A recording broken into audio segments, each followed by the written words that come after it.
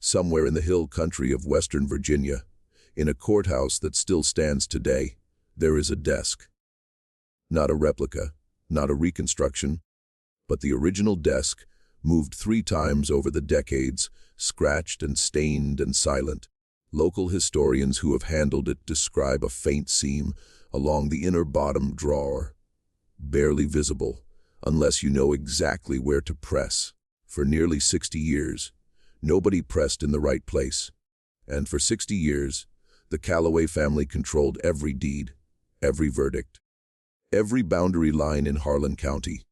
They controlled the roads that Cole traveled on. They controlled the men who counted the votes. They controlled, it was later said, the very ground beneath the feet of people who had no idea they were standing on stolen land.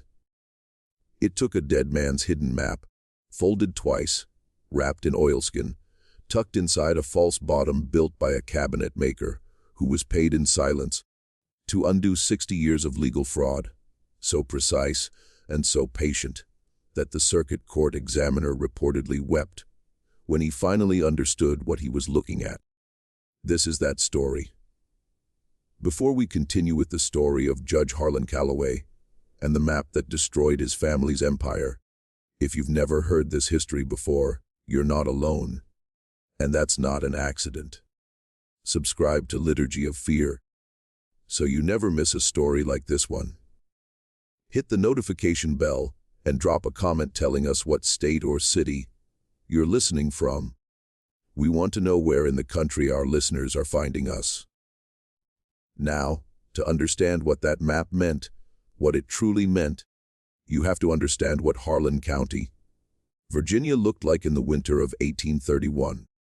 The county had been formally organized less than 2 decades before the events of this story begin. Carved out of the older mountain territories as settlers pressed deeper into the Appalachian interior. It was not a wealthy region by the standards of the Virginia Tidewater or the plantation estates to the east. The land was steep and forested, threaded with cold creeks that ran brown in the autumn and bone pale in February. The men who first filed land claims there were surveyors, veterans of the war with Britain, small farmers pushing west ahead of debt. Most of them registered parcels of 50 to 300 acres, subsistence plots with timber stands and creek-bottom fields, barely wide enough to justify the word farm. But beneath that hill country, there was coal. Not the soft surface coal that could be scratched up with a hand tool, but seams of bituminous black running deep and consistent, the kind of deposits that by the 1840s and 1850s would make men extraordinarily rich. In 1831, most county residents had no clear sense of what lay under their land. They knew the black outcroppings along the creek banks. They burned it in their fireplaces in hard winters. But the industrial implications, the furnaces, the railroads, the scale of extraction that would come, were not yet imaginable to men plowing ridgeline fields with single-share plows. Elias Calloway understood it. He had come to Harlan County in 1819, not as a farmer, but as a land agent, carrying letters of reference from a Richmond law firm and a surveyor's certification that he may or may not have earned honestly. He was 31 years old, lean, well-spoken in the careful way of men who have practiced their manner in mirrors. He wore good boots. In a county where most men wore whatever leather they could stitch themselves, good boots meant something. He set up a small office in the county seat, Garfield's Crossing, a settlement of perhaps 400 souls, a mill, a tavern, 2 churches, and an unpainted courthouse that leaked in the spring rains. He offered to help settlers register their deeds properly, to survey disputed boundary lines, to file the correct paperwork with the county clerk. His rates were reasonable. His manner was reassuring. In the first years, his work appeared entirely legitimate. The records from that period, the ones that survived intact, show a surveyor filing measurements that matched physical landmarks. A land agent helping families navigate a bureaucratic process that most of them found confusing and slightly threatening. Several families from that early period, when later interviewed by circuit court investigators, remembered Elias Calloway with something approaching warmth. He had been patient. He had explained things in plain language. He had brought the paperwork to them, rather than making them travel to the county seat. What those families did not know, what almost no one knew at the time, was that Elias had spent a significant portion of the previous 2 years traveling the hill country with a different purpose than the one he presented. Before he opened his Garfield's Crossing office, before he presented his letters of reference, he had walked every major ridge and creek bottom in the area, recording outcroppings and measuring seam exposures, keeping his own private ledger of where the coal lay thickest. He had paid in several cases small amounts to local men to guide him to areas they described as having particularly heavy stone coal deposits. He had paid these men to say nothing about the nature of his interest. By the time he opened his office, he already knew which land was worth owning. He knew it not from intuition or general geological knowledge, but from direct, careful observation. A private survey of the county's underground wealth conducted, before he had any official standing there, finished months before any of the people whose land he would shortly be manipulating had any idea who he was. This is the foundation on which everything else was built. The fraud was not opportunistic. It was designed before it began by a man who understood what the land would be worth in 20 years, in 40 years, in a future that the people around him could not clearly see yet. And he was patient enough to wait for that future while slowly, systematically, quietly taking from them what they did not yet know they had. By 1827, Elias Calloway was the county surveyor. By 1829, he was also, informally but effectively, the principal advisor to the county court. When the sitting judge, an elderly man named Obadiah Fenn, died of a lung ailment in the winter of 1830, the circuit appointments that followed placed Elias's older brother, Harlan Calloway, in the vacated judicial seat. Harlan was a lawyer trained in Richmond, precise and cold and humorless. He wore his gray hair back in a style that had gone out of fashion in the city 15 years earlier, which in Garfield's Crossing made him look distinguished. He believed, genuinely and without apparent irony, that his family's growing authority over the county was simply the natural ordering of capable men above lesser ones. Together, the Calloway brothers formed an arrangement that had no formal name and needed none. Elias surveyed the land. Harlan interpreted the law. Between them, they controlled what a parcel of ground was legally said to be and what it was legally said to be worth. The families around them, the Combs families, the Sargents, the Cornets, the Sloans, were hard-working people with deep roots and thin margins. Most of them were illiterate or semi-literate.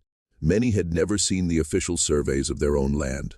When Elias Calloway appeared at a man's door in 1823 or 1824, carrying rolls of paper and speaking in the language of deeds and easements and boundary adjustments, most farmers did what people do when a confident man in good boots uses words they don't fully understand.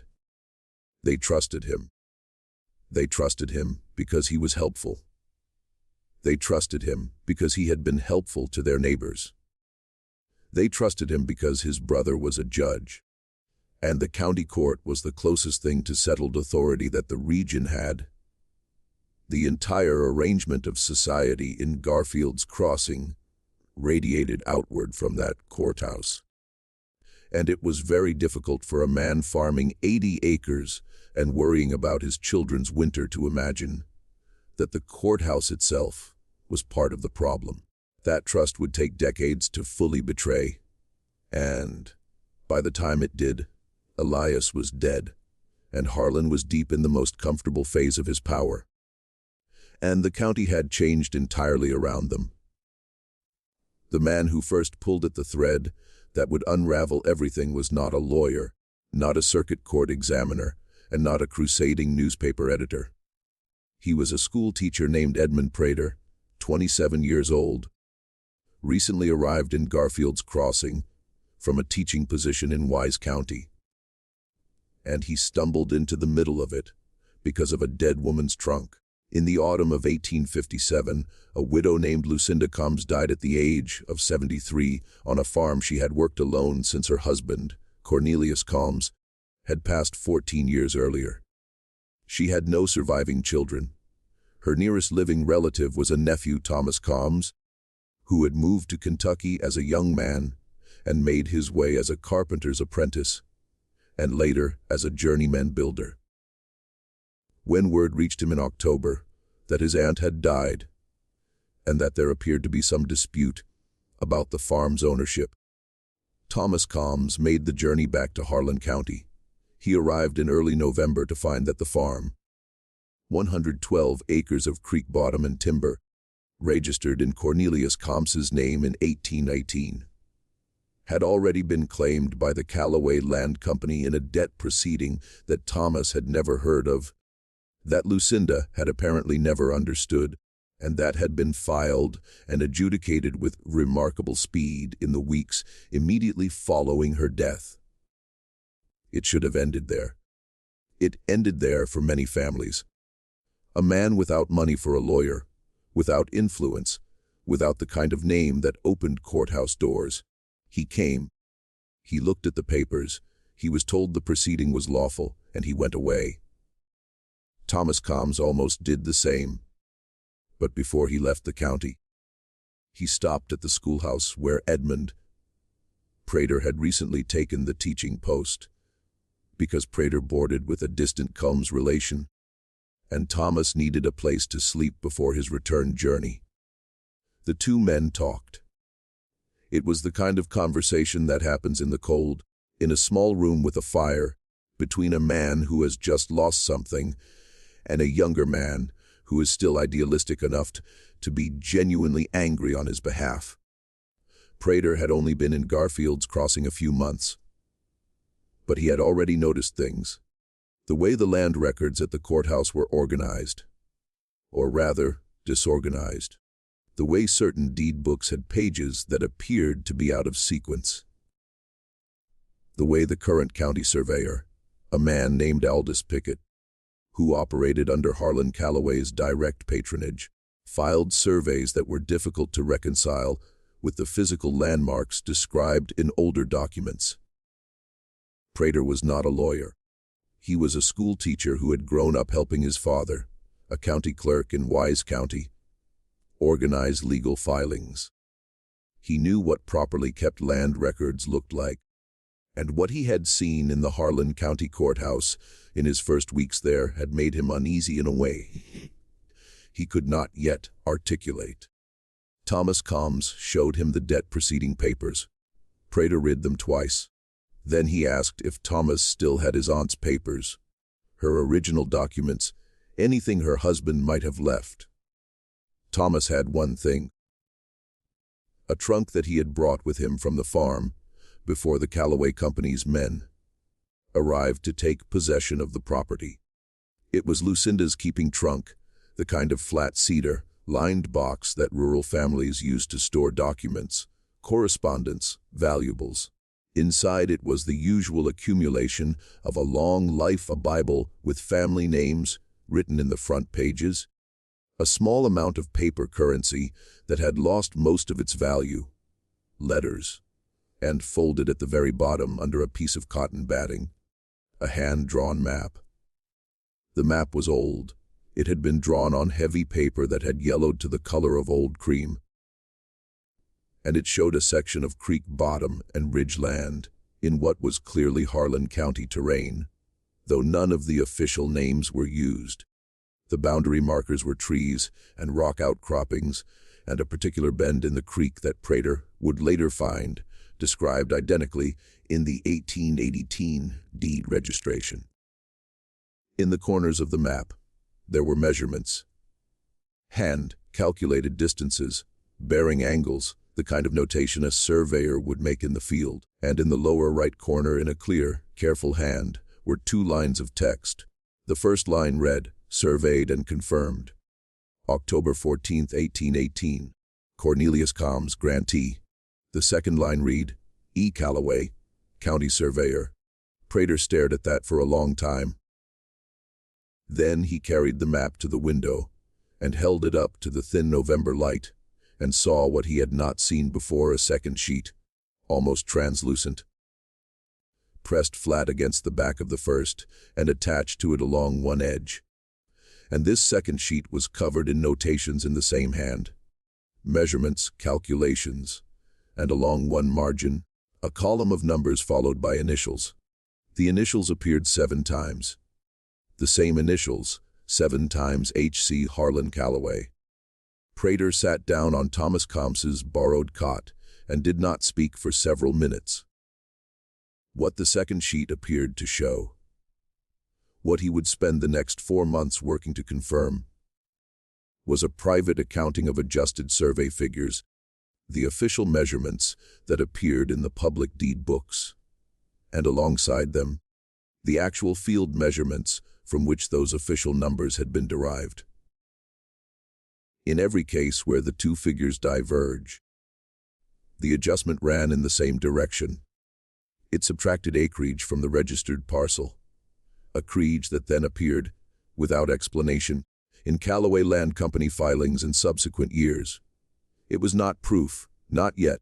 A hand-drawn map in a widow's trunk with numbers in the margin proved nothing in a court of law. But it was a window into a mechanism.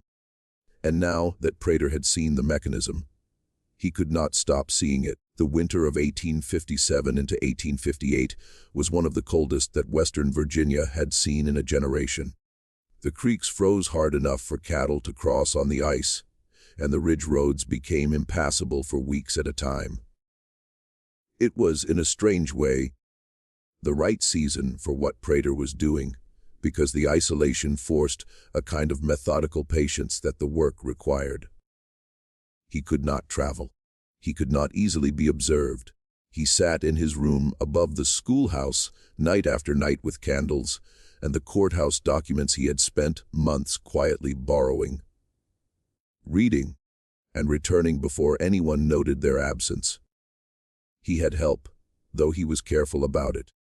The circuit court in Garfield's Crossing employed a filing clerk named James Arden, a slight man in his 40s, who had worked in the courthouse for nearly 20 years and who had developed over those 2 decades a comprehensive and repressed horror at what he saw moving through the land record books.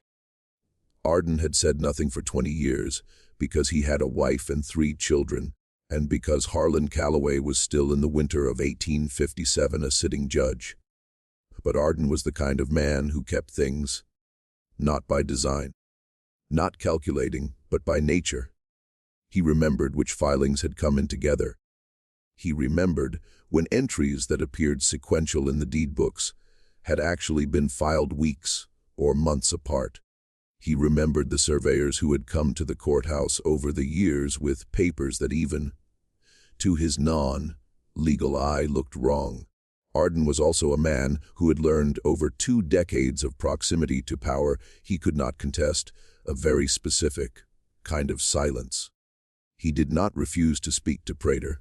He was too careful for outright refusal, which might itself have been noticed.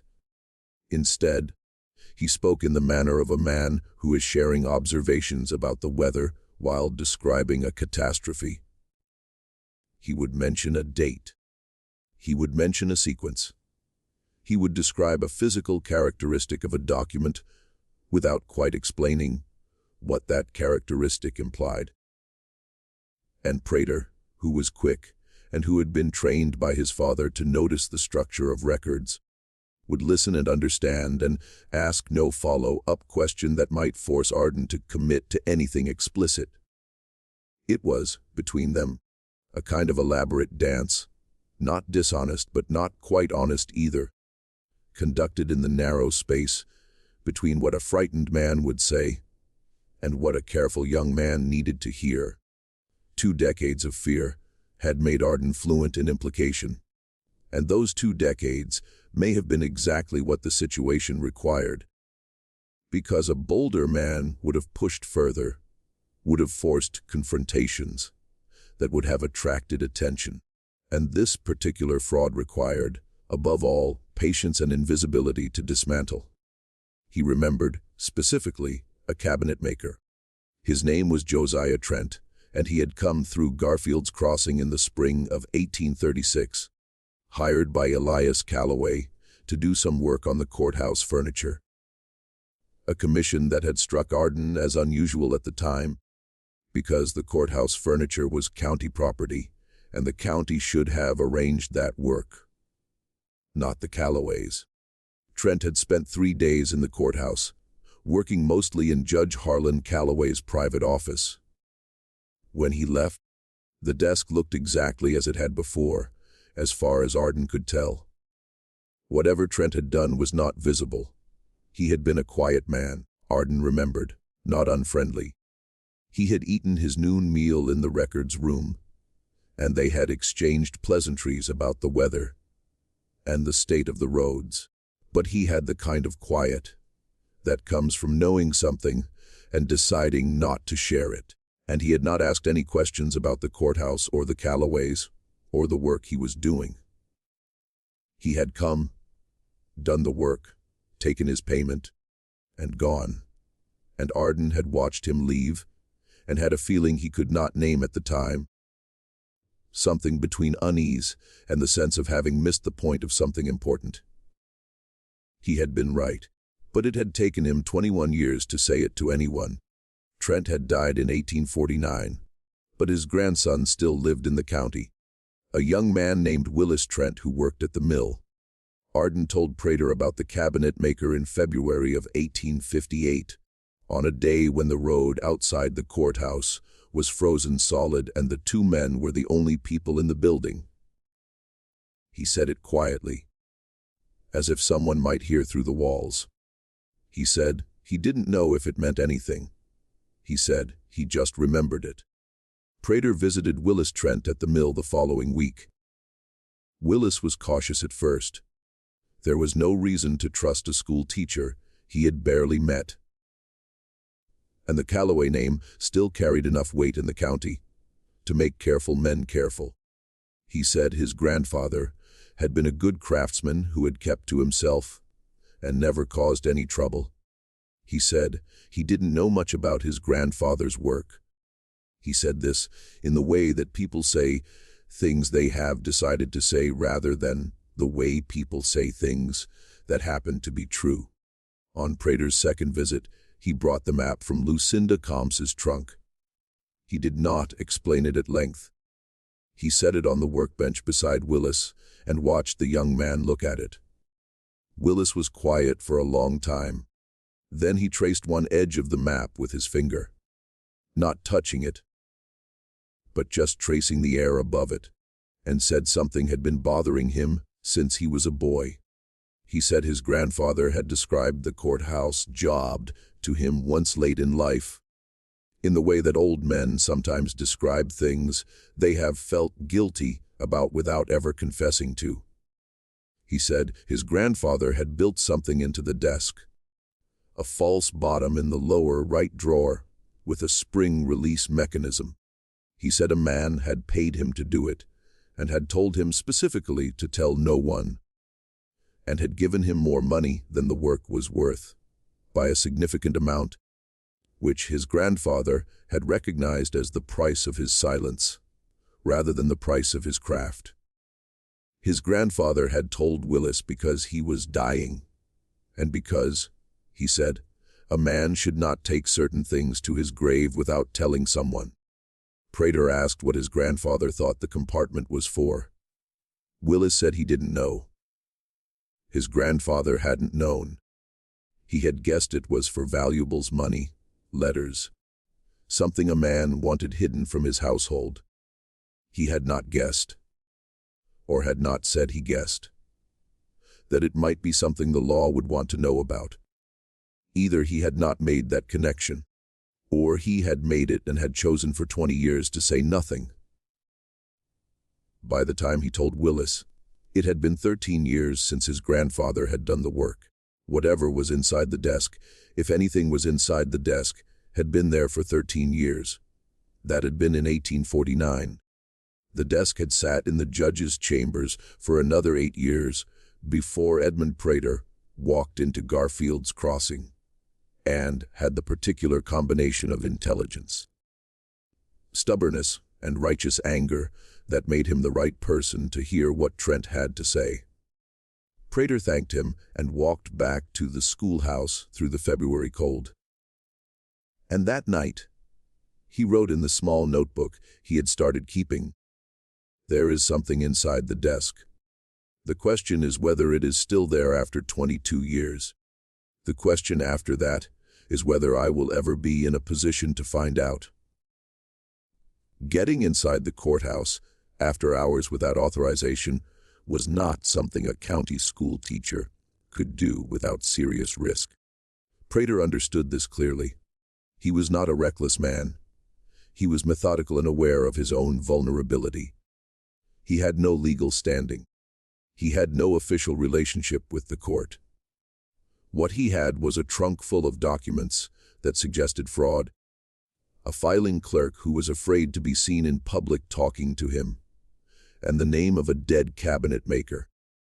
Through February and into the first thaw of March, Prater continued his careful work at the courthouse, visiting only in ordinary daylight hours, requesting only the documents that a citizen had legitimate reason to request: a deed book indices, county plat records, the public-facing survey logs.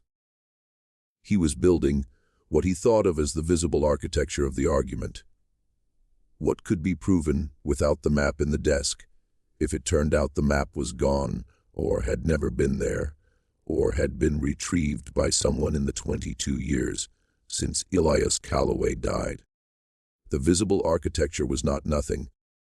He could demonstrate through the deed records alone that parcels adjacent to Calloway Holdings had a pattern of acreage reduction at moments of transfer, small adjustments, 2 or 3 acres here, 5 there. The kind of thing that looked like rounding error until you mapped it across 40 years and noticed that the rounding always ran the same direction. Always against the smaller landholder, always in favor of the name Calloway appearing somewhere in the subsequent chain. It was not proof. The defense lawyer would call it coincidence. But it was a pattern. And patterns, Prater had come to believe, were the thing that liars found hardest to erase completely. Because liars who are meticulous enough to erase every individual instance of fraud are rarely meticulous enough to examine what the instances look like assembled together. But he also found something he had not expected: a second generation of the mechanism.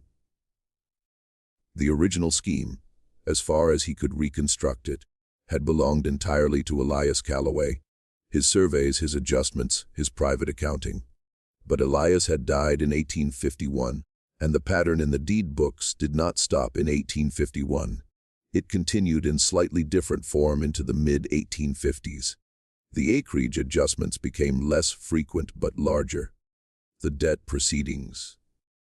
Manufactured debts assigned to landowners who could not adequately challenge them in a court where Harlan Calloway sat as judge, became the primary instrument in the later period.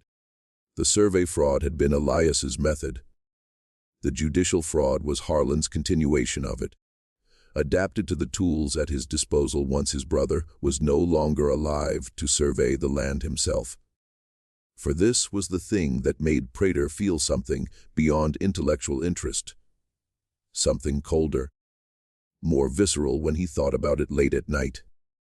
Elias had built the system. Harlan had inherited it and run it for the better part of a decade, not as his brother's scheme, but as his own perfected and expanded. The two brothers had apparently never needed to discuss any of this openly.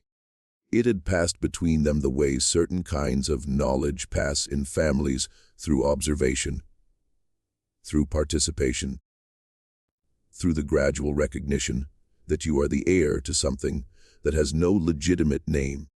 Arden confirmed this cautiously in one of their brief conversations. He said that in the years after Elias died, the complaints he sometimes heard from landowners about debts they didn't remember incurring, about judgment proceedings that moved faster than anyone expected, had a different texture than the earlier ones. Earlier complaints had been about surveys that didn't look right, about boundary lines that had moved between one filing and the next. Later complaints were about the court itself, proceedings that seemed to resolve before any meaningful defense could be mounted, witnesses who were somehow unavailable on the day they were supposed to appear, documents that were entered into evidence, and then when people tried to reference them later were difficult to locate in the record. If you're following along and starting to form your own theory about how all of this was kept hidden for so long, drop it in the comments.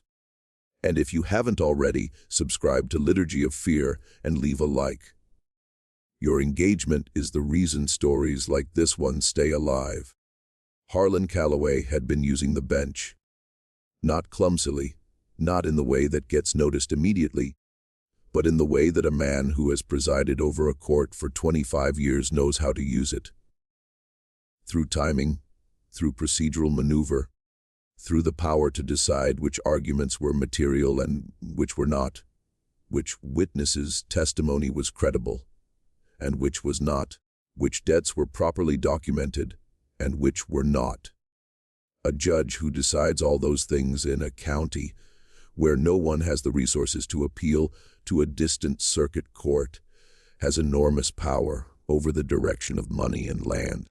And Harlan Calloway had exercised that power with the same patience and precision that his brother had applied to the survey books. The break came, as it often does, not from cleverness, but from coincidence working in the right direction for once.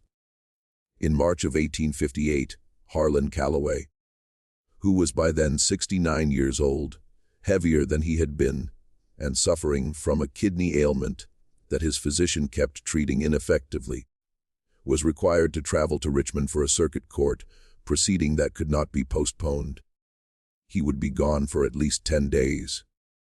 His son, Randolph Calloway, who had taken over most of the active management of the family's land operations, traveled with him. The courthouse was not empty. The county clerk, a man named Ferris Doyne, who was loyally aligned with the Calloways, kept regular hours. But the judge's private office was locked, as it always was when Harlan was away, and Doyne had his own work and his own habits, and was not inclined to spend his evenings in an empty building. Arden had a key, not to the judge's office specifically.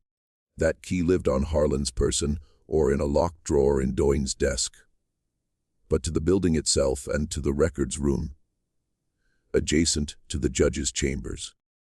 The door between the records room and the chambers was interior, older than the lock on the exterior office door, and it had a catch mechanism that Arden had noticed over 20 years of working beside. It did not fully seat when the temperature dropped below a certain point. It was still cold in March, cold enough. Arden had not agreed to do this. He and Prater had not had any explicit conversation about entering the chambers, but on the evening of March 11th, 1858, Arden simply did not lock the records room behind him when he left the courthouse at his normal hour. He walked home. He said nothing. He sat up later than usual that night, and his wife later recalled that he seemed to have difficulty breathing normally. Prater entered the courthouse at 1100. He used a lantern with the shutter mostly closed.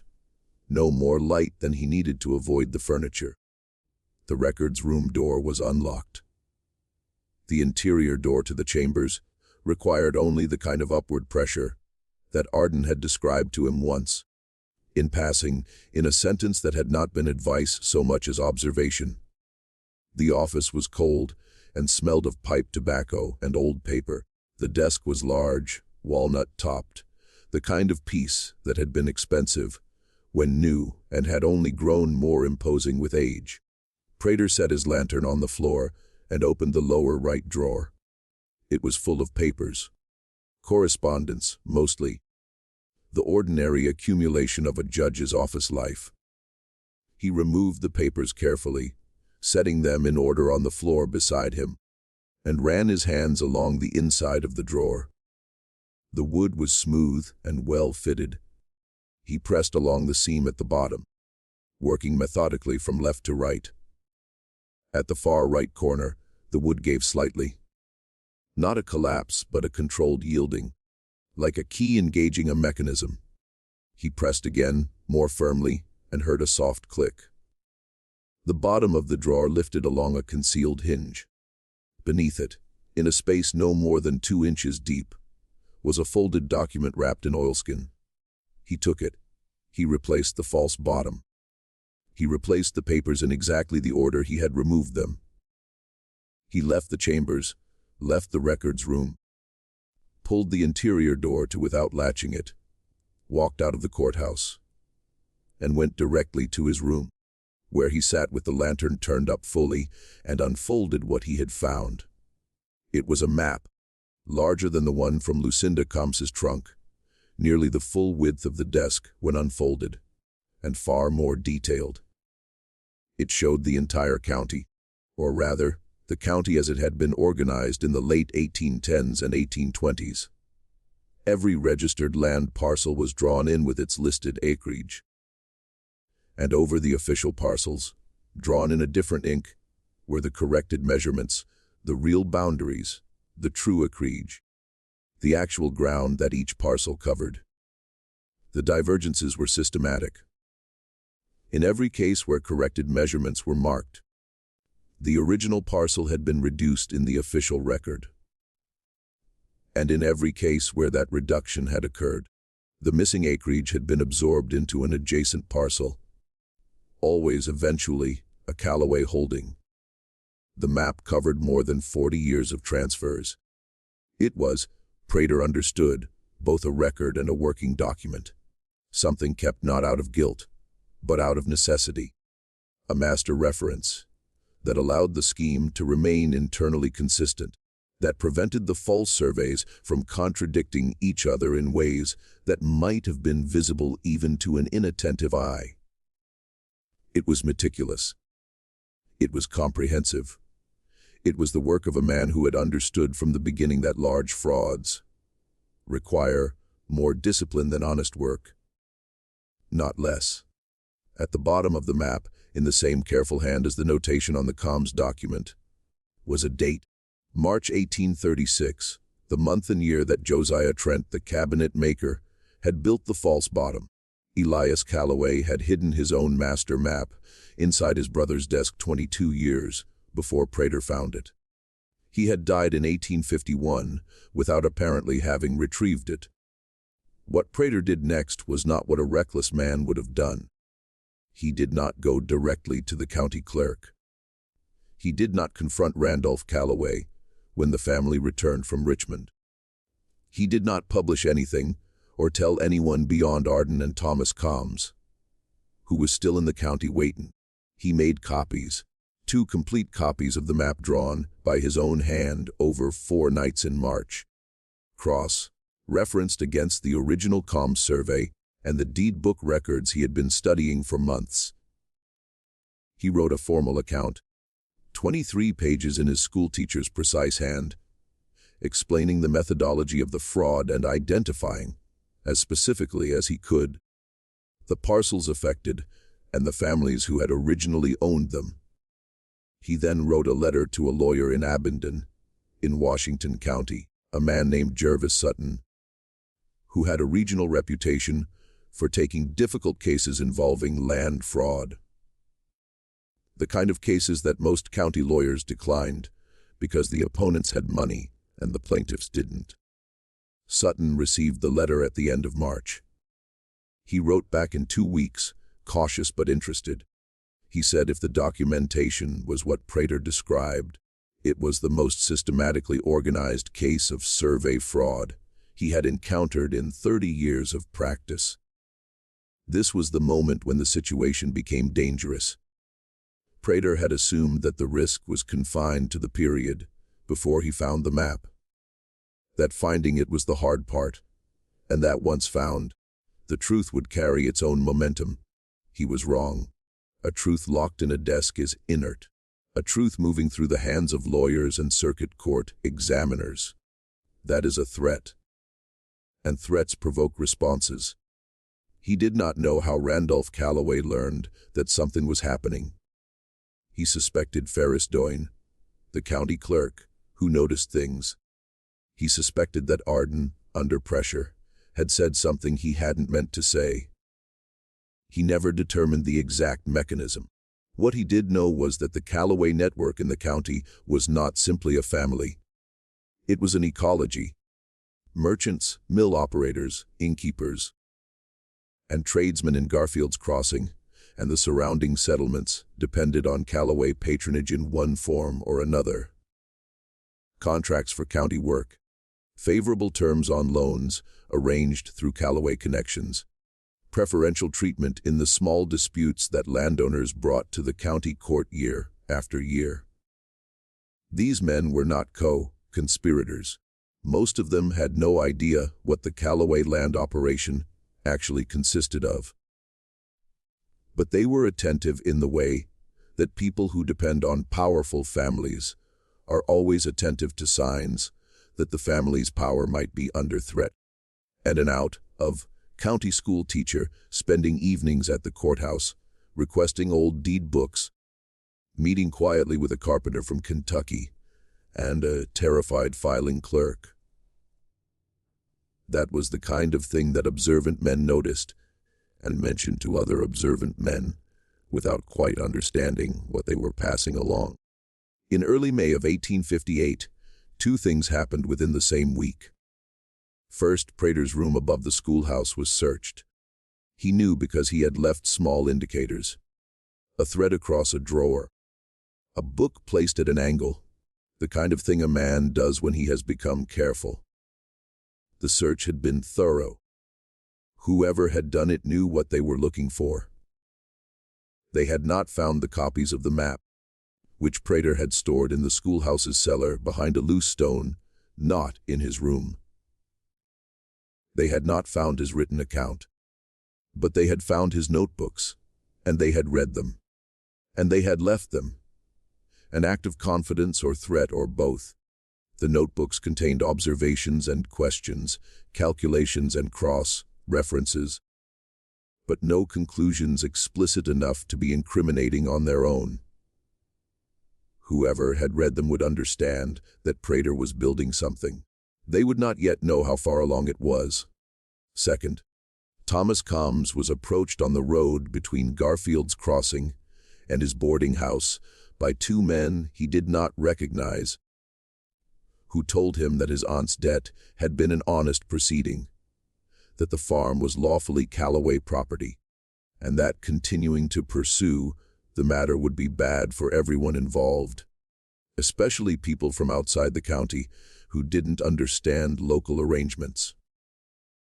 Thomas was a large man and not easily frightened, but he was alone on a road in a county where the judge and the county surveyor shared a name, and he understood what he was being told. The men were polite. That was the worst part of it, he said later.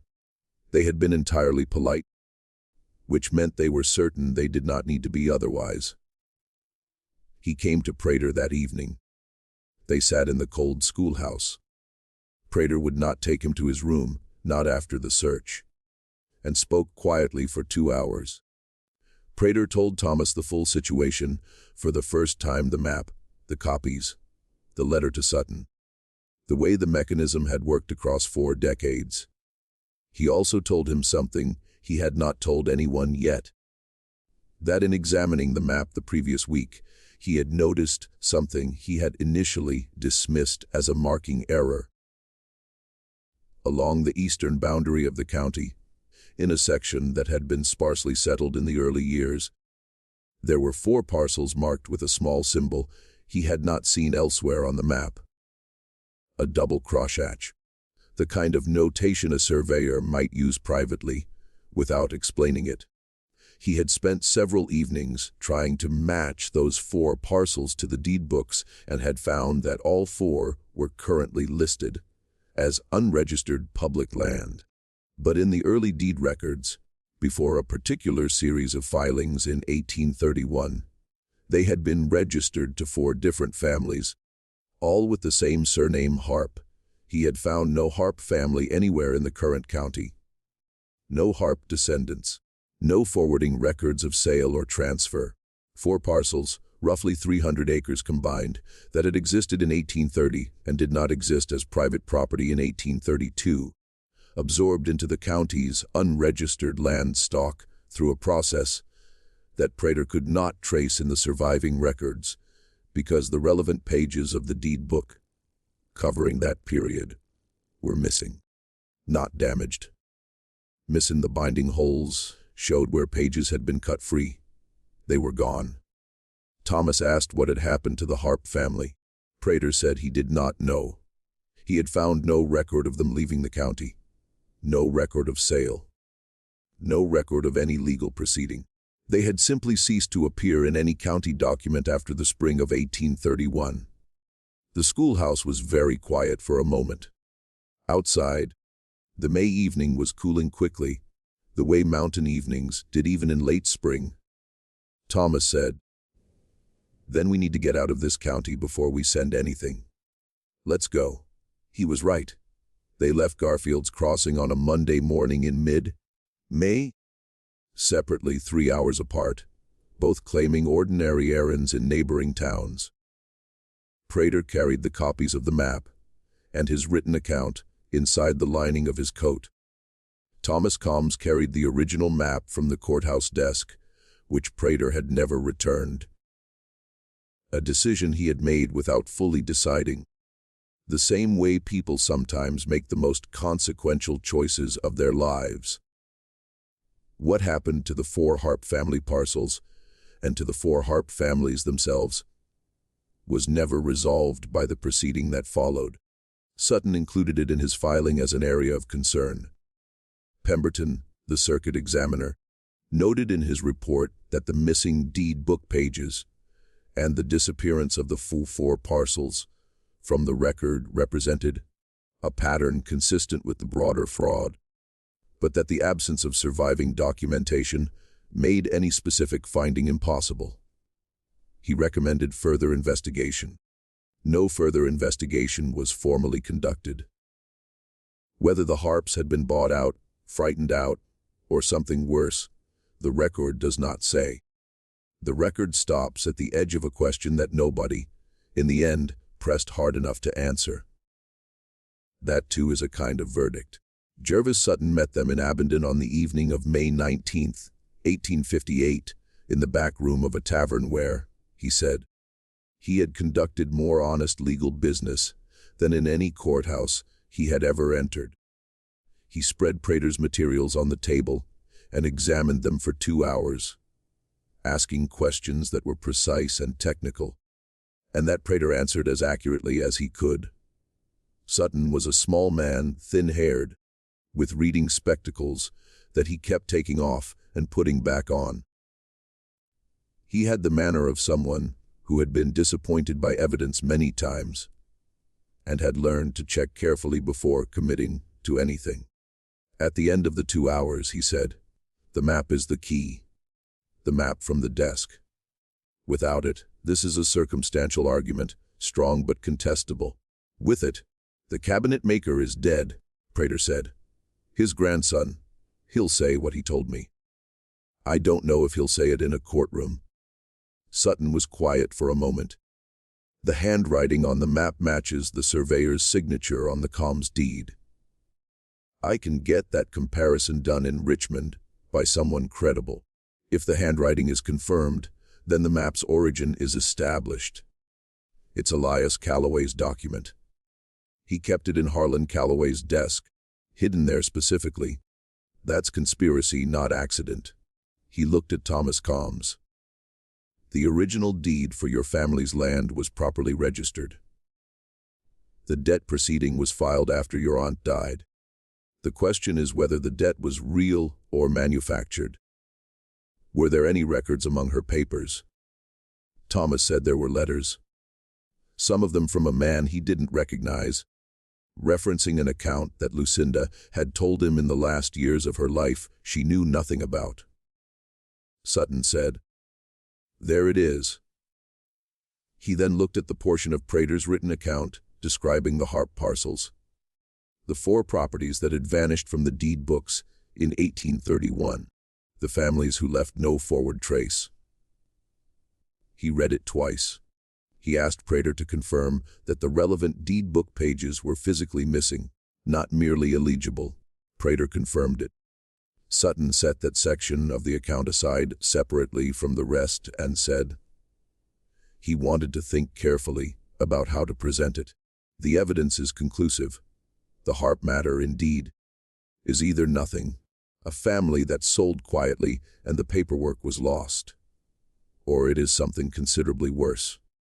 He thought about it for 3 days. In the end, he included it, not as a central claim, but as a documented anomaly requiring investigation, a mere question embedded in the filing rather than an accusation. It was, Prater later wrote, the most careful piece of legal judgment he had ever witnessed at a man deciding, in full awareness of what he might be describing, to name the shape of something he could not fully see. The filing went to the Circuit Court in Richmond in July of 1858. Sutton was meticulous about the choice of venue. He did not trust any jurisdiction where the Callaways had influence, and he was correct to be cautious, because when word reached Garfield's Crossing of what had been filed, the response from Randolph Callaway was immediate and forceful. He retained 2 lawyers from Lynchburg and filed a counter-petition arguing that the map was a forgery, that Prater had fabricated or altered the document to support a fraudulent claim, and also that the entire proceeding was an attempt by outsiders to unsettle lawful property rights established over 40 years. The language of the counter-petition was careful and confident and framed Prater specifically as the wrongdoer, a young man with no roots in the county, no stake in its welfare, motivated by unclear grievances. It was a strategy that had worked before in other courtrooms, against other accusers. The powerful have always understood that the most effective defense against being accused of fraud is to accuse your accuser in return, and to do it in language formal enough that the accusation feels like the real proceeding. But Sutton had anticipated it. He had spent the 2 months between the filing and the first Richmond hearing locating additional evidence that Prater had not found. A second surveyor, then active in the county in the early 1840s, who had filed a formal complaint with the county court in 1843 about discrepancies in the official deed books. The complaint had been received by the court, docketed, and then somehow never acted upon. The docketing entry still existed in the Richmond Circuit records. The original complaint document was missing, but the docketing entry proved it had existed, which meant someone had caused it to disappear after it was received. Sutton also located the second surveyor himself. He was an elderly man by 1858, living in Tennessee, and he had left Harlan County abruptly in the autumn of 1843 under circumstances he had never publicly explained. He was unwilling at first to travel to Richmond or to make any statement. He said he had put it behind him. He said he was old. He said it was a long time ago. Sutton traveled to Tennessee in June of 1858 and spent 2 days with him. Whatever was said in those 2 days was not recorded. But the old surveyor agreed to provide a written affidavit, notarized in Tennessee, describing what he had found in the Harlan County deed books in 1843, what he had filed, and what had happened to him in the weeks after his complaint was received.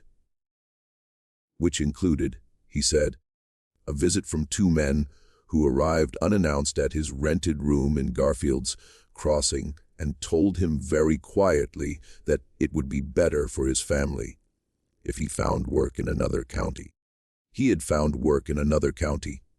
He had found work in Tennessee, and he had not spoken about any of it for 15 years. His affidavit was entered into evidence. The circuit examiner assigned to the case was a man named George Pemberton, 52 years old, with a reputation for thorough and unsentimental work.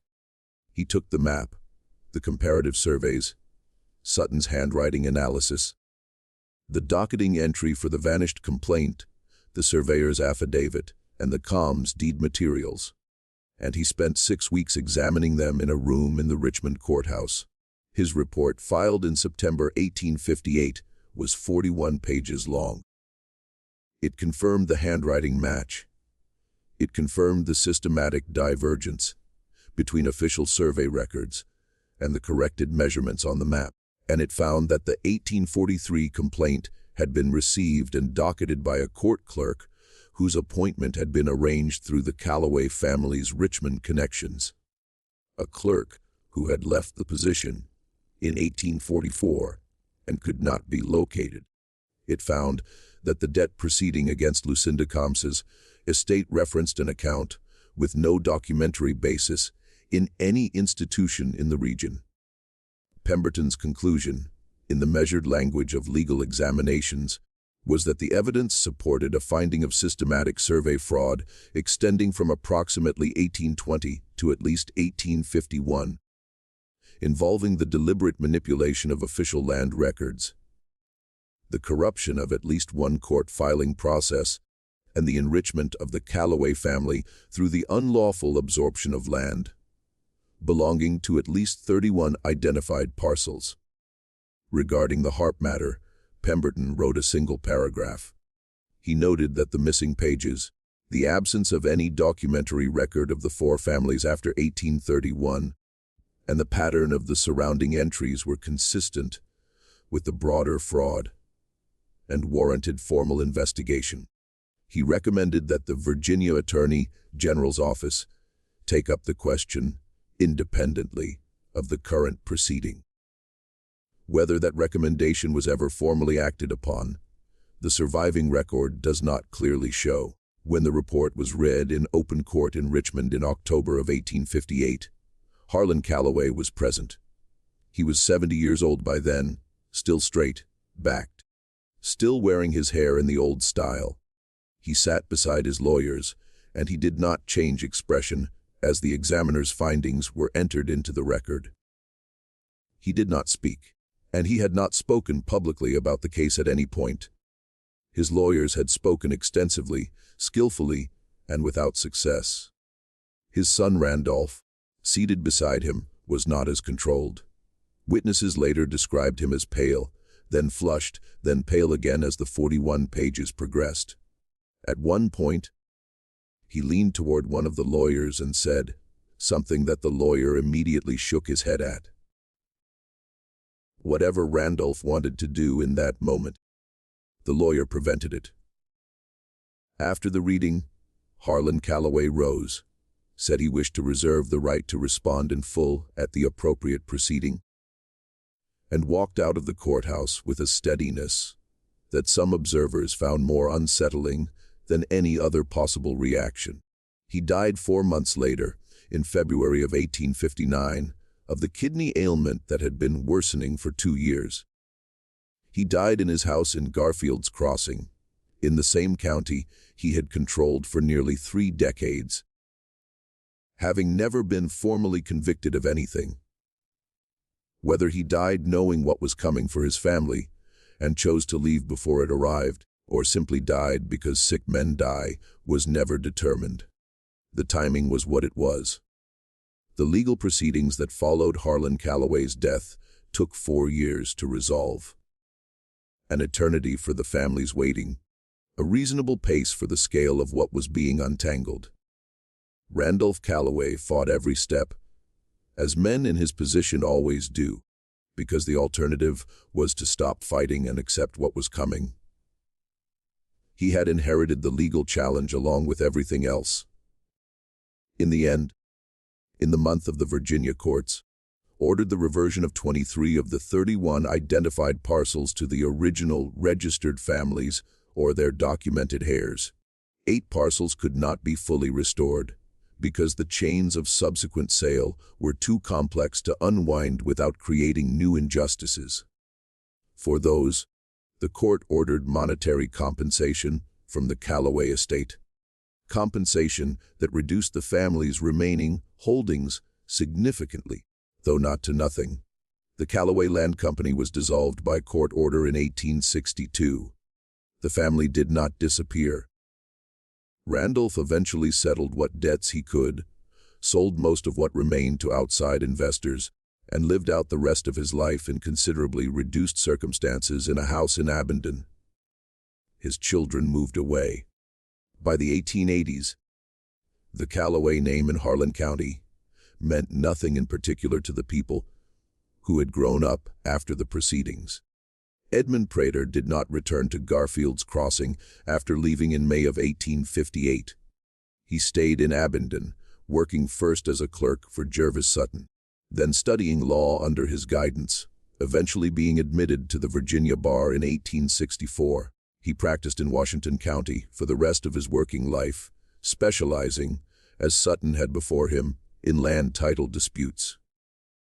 James Arden, the courthouse filing clerk, remained in his position through the entire proceeding. He was questioned extensively. He confirmed what he knew and nothing beyond it. After the Callaway proceedings concluded, he continued to work as the county's filing clerk until his retirement in 1871. He never made a public statement about any of it. He did, however, keep careful and impeccable records for the rest of his career. Records that later historians noted were the most precisely maintained in the county's history. Thomas Comsa Farm was among the 23 parcels restored. He returned to the land in 1863 and worked it until coal interests began buying heavily in the region in the late 1870s. He sold then, knowing what the land was worth, knowing finally what it had always been worth. He had not been cheated of that knowledge a second time. Willis Trent, the mill worker and cabinet maker's grandson, did testify in the Richmond proceeding. He said what his grandfather had told him. He said it clearly and without embellishment. He was cross-examined for most of an afternoon by Randolph Callaway's lawyers, who tried every approach available to them to undermine the account of a dead man told through a living one. Willis held. He was not a complicated witness. He had simply repeated what he knew to be true. And the honest repetition of a true thing is not easily broken by lawyers, even skilled ones. The desk remained in the courthouse. The false bottom was demonstrated to the court examiner during an in-person inspection in November of 1858 with Sutton, Pemberton, and representatives of both sides present. The spring mechanism functioned exactly as Willis Trent had described. The examiner noted in his report that the woodwork was of high quality, precise joinery, well concealed, the kind of craftsmanship that in different circumstances would have been a credit to the man who made it. Josiah Trent, Pemberton noted, had clearly been a skilled craftsman. He had been paid to hide something that should never have existed.